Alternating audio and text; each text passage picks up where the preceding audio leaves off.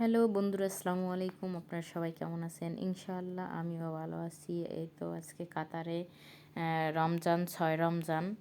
তো এই ৬ রমজানে এখন আমি আজকে একটু হালকা পাতলা নাস্তা বানাইতেছি, যেটা সবাই জানে, সবাই বানায়।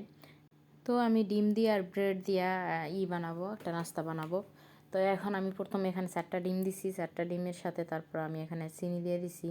চিনি এগুলা চিনি, আপনার ওই চিনি, আখের চিনি।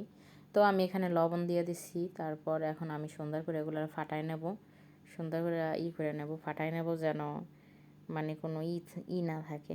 তো আস্তে আস্তে আমি ফাটাই নেব সুন্দর করে, চিনিগুলোও যেন মিক্স হয়ে যায় একেবারে, চিনির দানা দানা যেন না থাকে। তো আমি সুন্দর করে এখন এগুলারে ফাটাবো ভালো করে।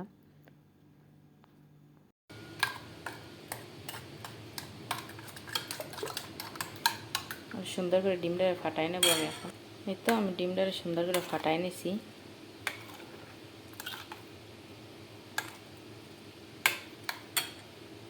এখন আমি ব্রেডগুলো করে নেব।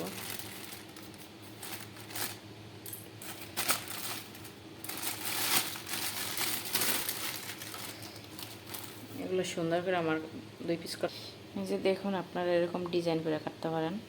এই যে ব্রেডটা এরকম করে আমি একটু ডিজাইন করে কেটে নেব, এরকম করে।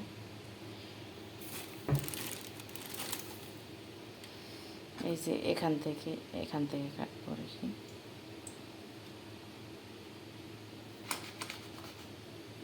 এই যে আমি কেটে ফেলছি। এই যে দেখেন, সুন্দর ডিজাইন হয়ে গেছে। এরকম করে আপনারা প্রত্যেকটা ব্রেড কেটে নিতে পারবেন সুন্দর ডিজাইন করে।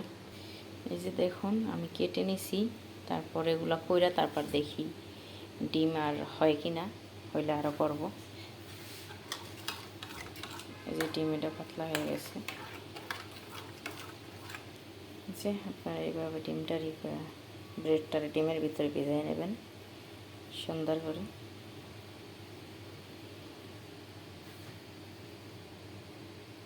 বিসমিল্লাহ।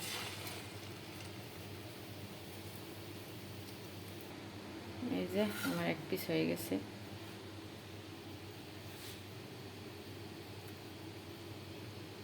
এই নাস্তাটা বাচ্চারাও খাইতে অনেক পছন্দ করে বিকাল টাইমে, মানে একদম শর্টকাট একটা নাস্তা বাচ্চাদের জন্য বানাইতে পারেন আপনারা।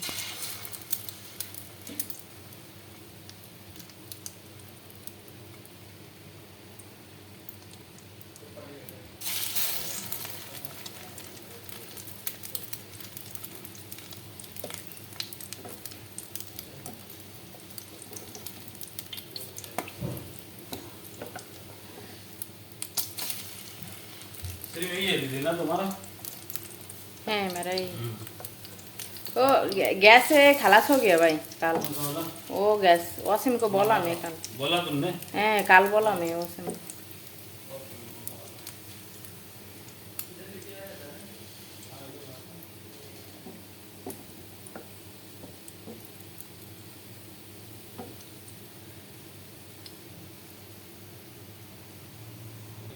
এই যে আমার হয়ে গেছে।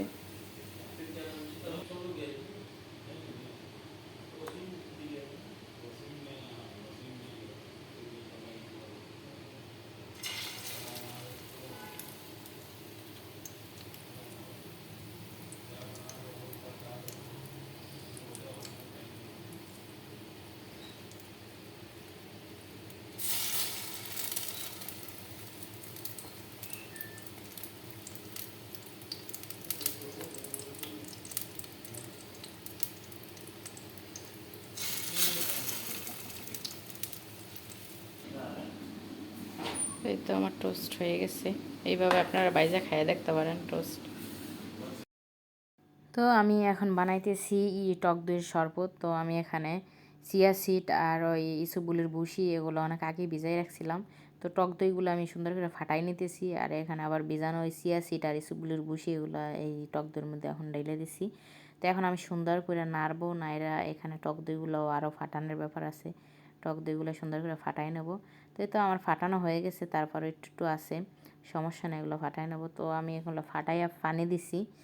পানি দেওয়ার পর তারপরে এখানে আমি অরেঞ্জের একটা দিছি, ট্যাঙ্ক দিছি। এখানে যে কোনো ট্যাঙ্ক ব্যবহার করা যাবে, সমস্যা নেই। আসলে টক দইয়ের শরবত আপনারা খাইয়ে দেখতে পারেন। টক দইয়ের শরবত এগুলো অনেক মজা হয়। এগুলা মানে শরীর ঠান্ডা থাকে, আর এগুলা খাইলে অনেক ভালো। মানে চিনিটা এখানে আমি কম দিছি, চিনির পরিমাণ একদমই কম। তো এগুলা আর আছে ওই ইসবগুলির ভুসি, তোকমা, এগুলা শরীরের জন্য ভালো অনেক। তো এগুলো আপনারা করতে পারেন, শরবতের সাথে খাইয়ে দেখতে পারেন। আর টক দইটা তো অনেক ভালো, এটা শরীরের জন্য আরও বেশি ভালো। তো আমি আজকে টক দইয়ের শরবত বানাই ফেলাইলাম। এরকম করে আপনারা বানাই দেখতে পারেন টক দইয়ের শরবত, কেমন লাগে। ফার্স্ট এসবগুলির বসি, তোকমা, এগুলো ভিজাই রাখবেন আলাদা। তারপর টক দইটা ফাটাইয়া তারপর দিয়া পরিমাণ মতো চিনি, লবণ, টক দই এগুলো সুন্দর করে করবেন, দিয়ে এবার বানাইতে পারেন শরবত। এই শরবতটা অনেক মজা, যে কোনো ট্যাঙ্ক ব্যবহার করে।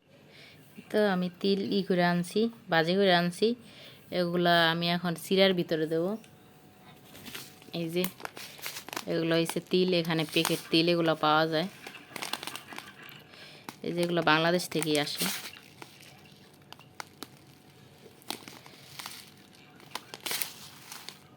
এই যে তিল এগুলো, এই যে আমি বাজে করে আনছি। এখন এগুলো একটু ঠান্ডা হইলে আমি চুলার ভিতরে দিয়ে দেবো তিল এগুলো। তো আমাদের আজকের ইফতারে আছে সিরা, তারপর আছে ফল,